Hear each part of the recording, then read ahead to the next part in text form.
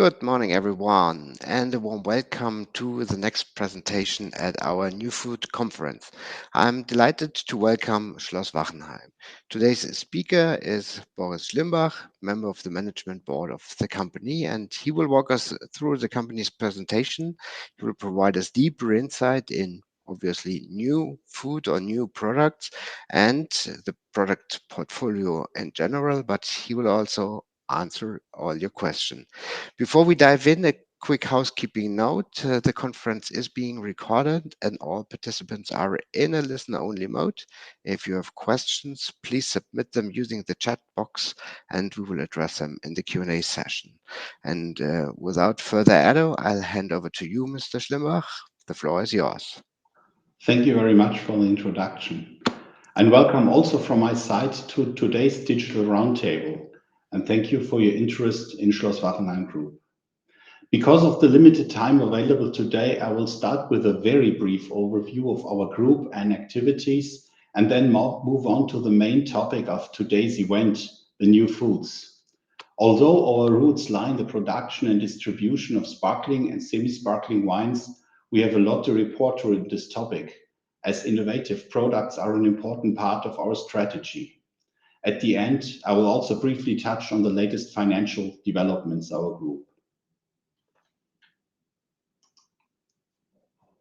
Schloss Wachenheim is one of Europe's leading producers and distributors of sparkling and semi-sparkling wines. Other important product categories include still wine, de-alcoholized sparkling wines and still wines, vermouth, cider, spirits, other wine-based drinks, and children's party drinks. Operationally, we are organized into three subgroups. It's France, Germany, and Eastern Middle Europe, and generate a sales volume of almost 450 million euros.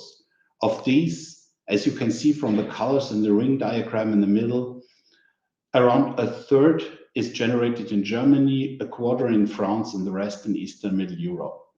This corresponds to a sales volume of more than 220 million bottles per year, which represents a sales volume of around 600,000 bottles per calendar day.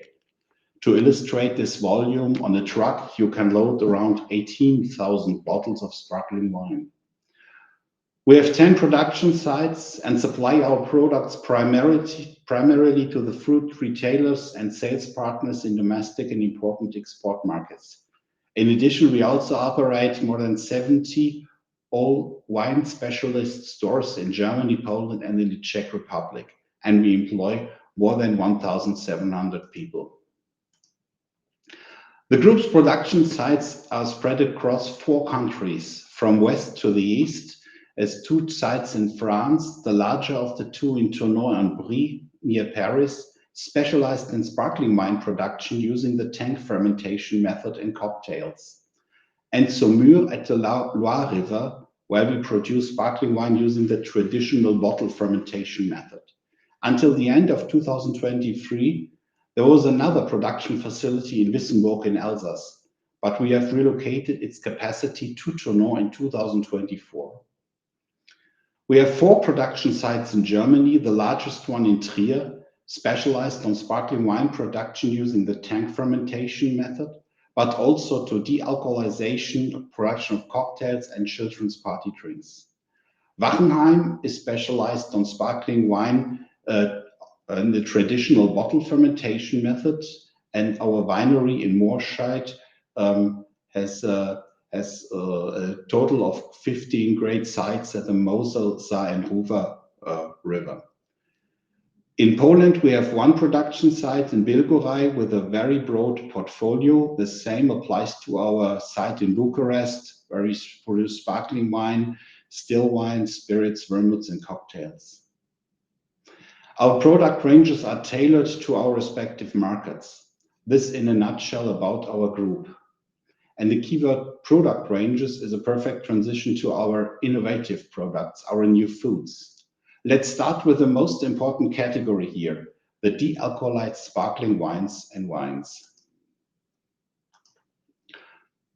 Launched more than 35 years ago, at the end of the 1980s, this product category was rather small for many years.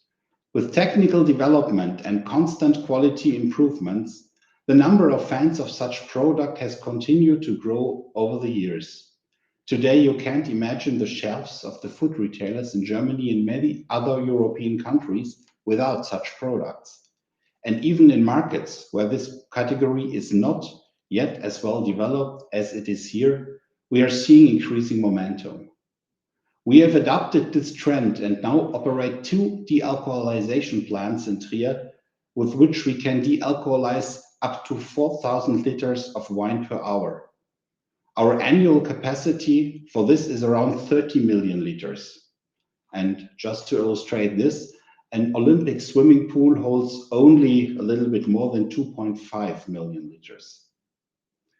We were also the first on the market to be able to advertise our entire product range not only as alcohol-free, but also as 0.0%. For alcohol-free, the product must contain less than 0.5% of alcohol.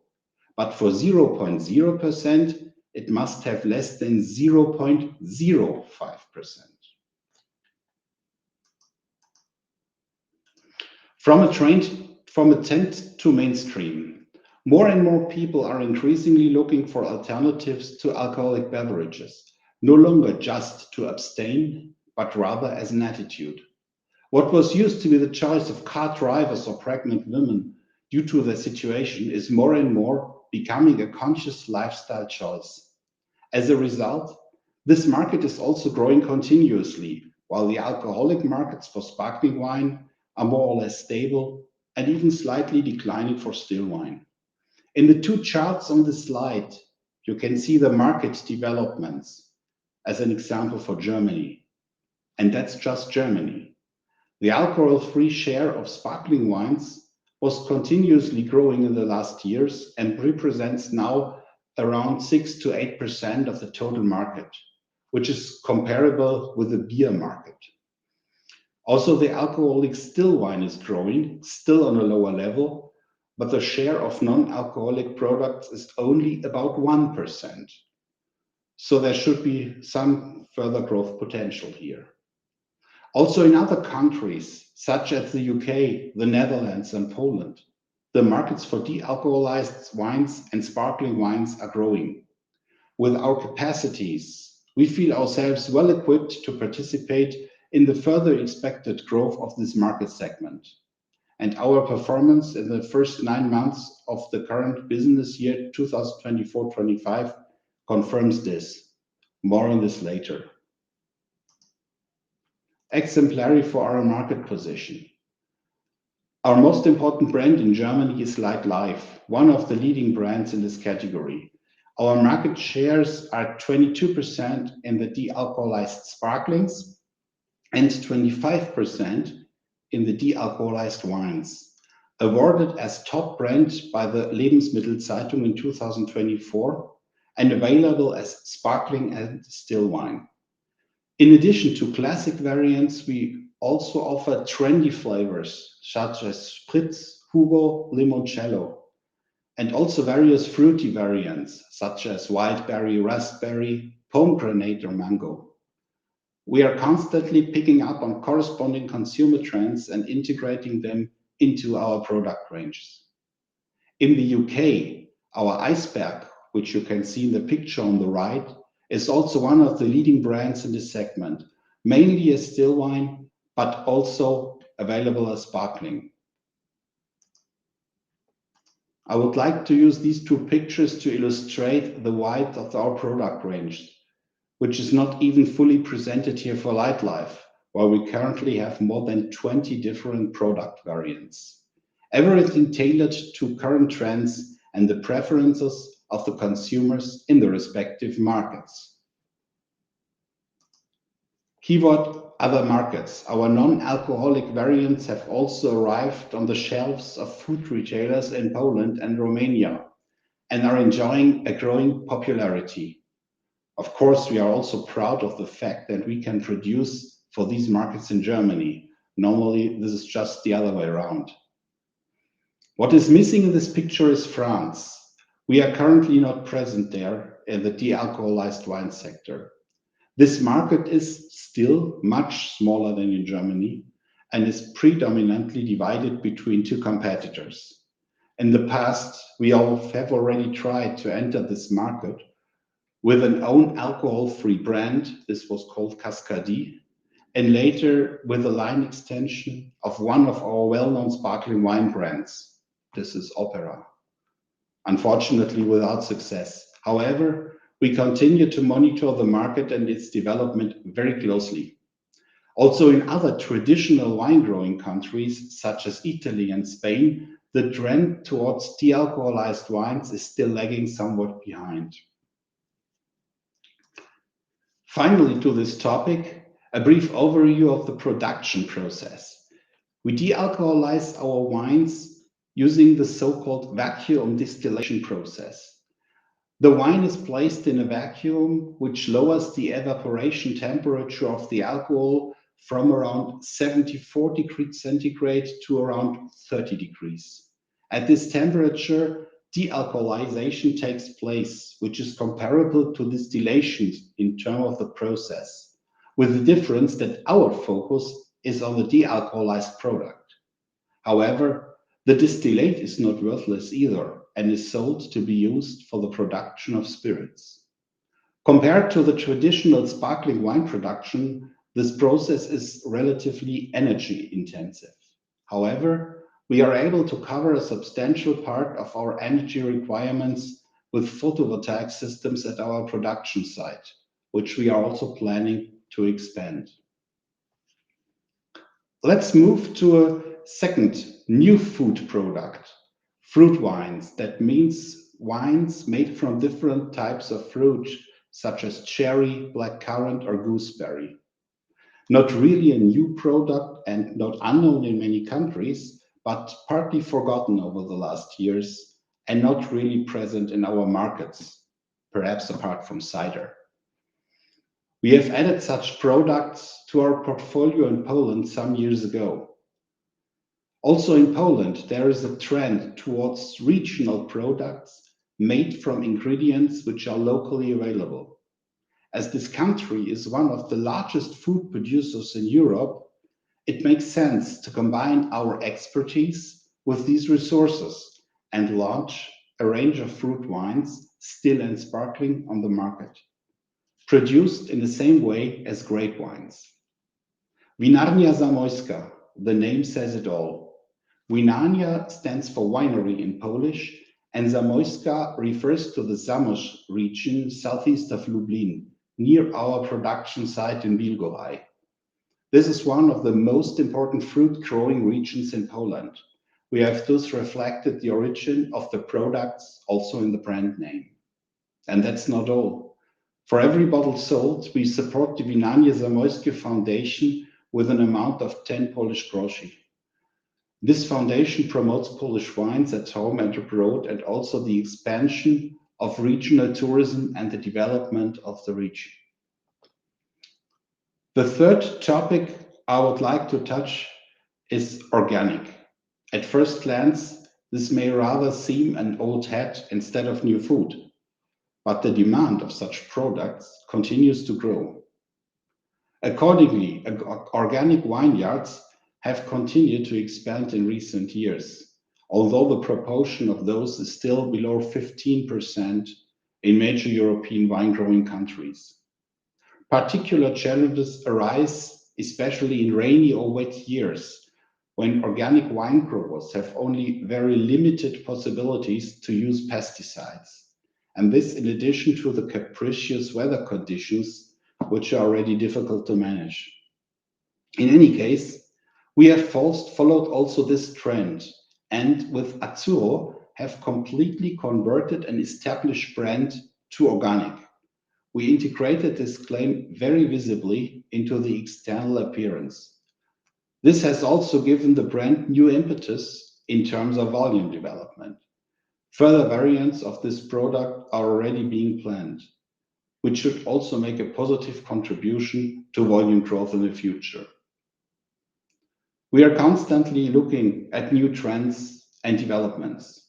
However, to be honest, it has to be mentioned that not every newly launched product establishes itself as successfully on the markets in the long term. and disappear accordingly. For example, a few years ago, we launched Ipso, a hard seltzer, a market worth billions in the US, but which never really took off in Germany, despite intensive effort by major players. One of them, Coca Cola, with an own brand. Now, this category completely disappeared again here. However, we are not discouraged and are constantly working on new products so we can continue to participate in current trends also in the future. Of course, this is also reflected in our figures. So let's take a brief look at our current financials. A successful second quarter of the financial year, the most important one due to seasonal factors, was followed by a third quarter that was roughly on par with the same period of the previous year in terms of sales and revenues. Our financial year runs from July 1st to June 30. We have seen a 1.1% increase in sales volumes and 1.5% increase in net sales, where especially the de-alcoholized products made a significant contribution to both. A solid performance overall, given the external circumstances, and especially taking into account the situation on the domestic markets of our group companies, which continue to be characterized by a weak consumer sentiment. The first 9 months show a strong growth in EBIT, a higher gross margin, around 6 million euro more, supported also by declining energy costs and lower advertising expenses, and partly offset by increases, especially in freight, maintenance, and IT costs. In addition, special charges for the restructuring of our production companies in France were included in the prior year in an amount of roughly 1.1 million euros. In 24-25, there was even a partial reversal of the social plan provision of almost 0.5 million euros. Mainly due to higher interest expenses, the growth of net profit is under proportional compared to the EBIT development, but still more than 8% above the first 9 months of the prior year.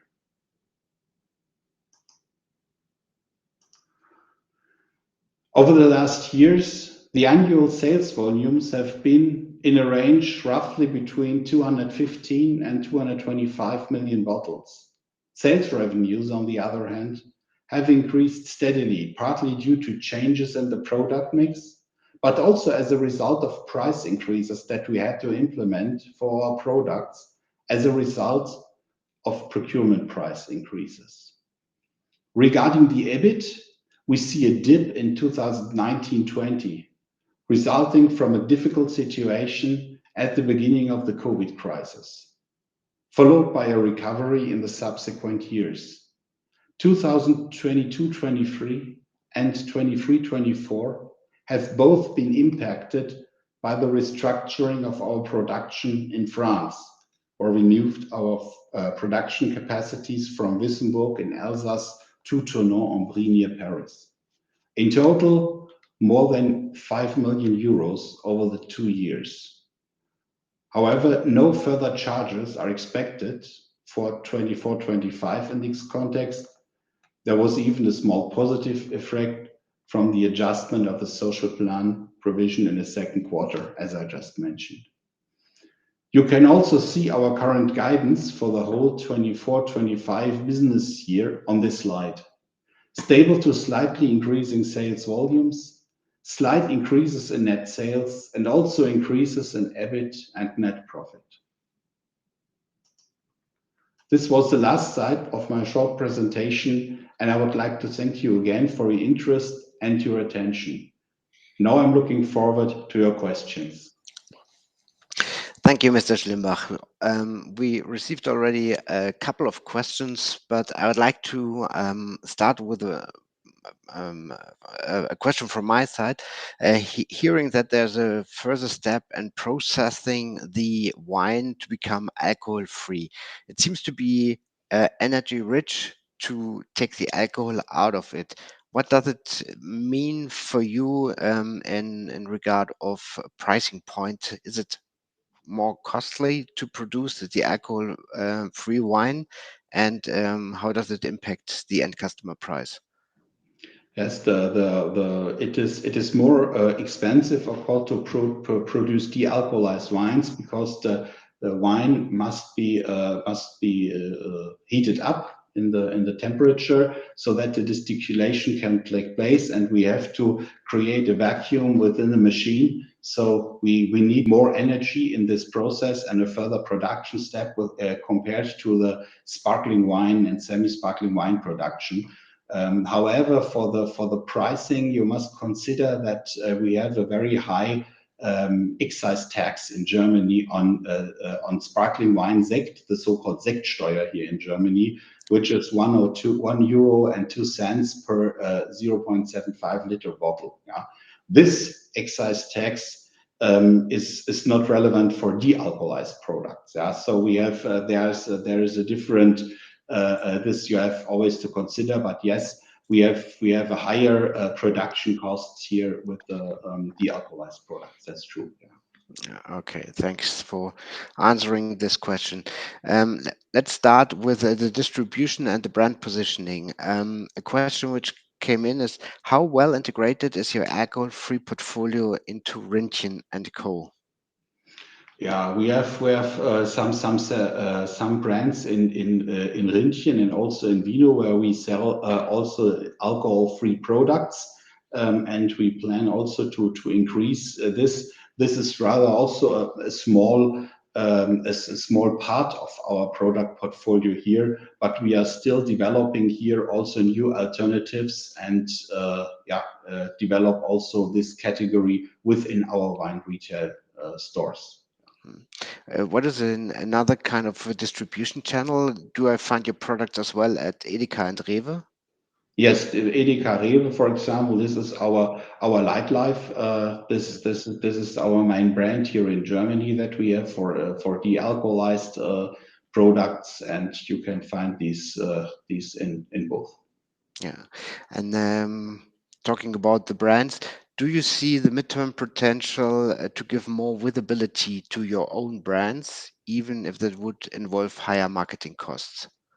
Yeah, we are constantly working on our marketing. We are focusing on the channels where our target groups are, and also considering the means. We have, for example, only very limited activities in the TV because this is in Germany. This is very expensive.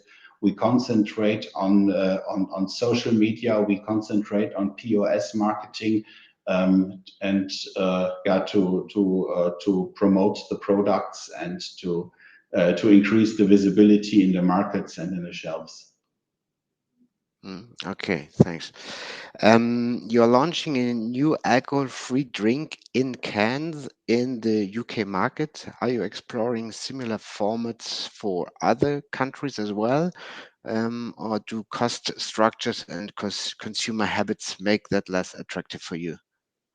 Yeah, no, the alcohol-free category is always attractive, and we are always watching the markets that we have where we are present, and yes, adopt the trends there, and also bring our product range always to an up-to-date status where we can as best as possible meet the customers' needs. And yeah, we are working all the time on our product range. Mm. In terms of customer habits, do you see in different regions where or different markets where you're active in, do you see different habits so that you can, for instance, see that in Germany, the alcohol-free wine is facing a higher demand compared to, let's say, Poland? Yes. As I already explained, there are some differences, especially the large traditional wine growing countries like France or Italy or Spain. They are a little bit behind our development. The alcohol-free variants are not playing this role as they play already in Germany or in other countries where people are very open to this. For example, in the Netherlands or in Scandinavian countries, there's many people are very open-minded to this. But also in a country like Poland, more and more people is choosing the alcohol-free variants. There's also a trend away from, especially from spirits, and towards wine, but also towards alcohol-free products. Romania is still very small, but also developing. We are observing all these markets and see whether there are further opportunities also for our products. Mm. Thanks a lot. There was a kind of a follow-up question regarding the energy prices. How do you model industry energy price reduction envisaged by the new German government? How does it impact your sourcing? Mm. Yeah, we are um, I mean, we saw the big plant. I mean, you're producing parts of your energy already by your own. Yeah, we are planned to extend, of course, our own capacities as long as we can use a huge part of it by ourselves. Because if we produce more, we only receive very small money for selling this energy. So this is one part of our strategy to expand, but the bureaucracy in Germany, especially, it is not very easy to handle. So it will take some more time to expand our capacities here. But yeah, we will like to find the optimal level for self-production, which changed since, let's say, roughly 1 year ago, where we have taken into operation our second de-alcoholization plant, and we have a higher constant level of energy need, which makes sense to expand the photovoltaic capacities. On the other hand, yes, we try to purchase our energy and to safeguard a good price for the Mm. future as well. So we have, let's say, a mixed strategy, if you say it like this. Yeah. Uh, Okay, thanks a lot. Speaking of sourcing, could you give a brief overview of the regions from which you are sourcing the majority of your wines, base wines, or the grapes? And Mhm. the much or the more important question, are there already early insights or trends regarding this year's harvest? Yeah, the main part of our wine comes from Spain and from Italy. Yeah, and then from France also, especially for the production in France. And Germany is only a very small share of the wines that we buy. For the harvest 2025, there is nothing special at the moment, but still this can change because it is highly dependent on the weather, especially in July and August. If it is very hot with not much rain, it is always very difficult. And yeah, maybe we can say it like this: there are not yet very bad news, yeah, but still there is some way to go. Thanks. Um, in with regards to the time, we are running out of it, but maybe we can answer a final question. Can you give us an outlook for the next years in terms of key figures like turnover, net income, before and after minorities, EPS, and potentially the dividend strategy? I mean, we saw the outlook on one of your slides already, but maybe we can step a little bit further. Yeah. Well, our dividend policy, maybe let's begin with this. It is unchanged over the last years. We are always proposing to the general shareholders meeting to distribute around half of the net income of Schloss Wachenheim AG and 20 to 25% of net income of the group before minorities. This was always our guidance in the last years. For the current business year 24-25, I have just presented our group outlook on the slide. And for the next year, 25, 26, we are currently in the process of our planning. Therefore, I hope you understand that I will cannot tell you more details about this at this moment. We definitely can understand. And with his final words, thank you, Mr. Schlimmer, for your insights, and thank you all for the insightful questions. We would be very grateful if you share the feedback with the company and our research team as well. For this reason, you will receive a short feedback email in your inbox. And right now, we are looking forward to seeing our next presentation, which is vegans.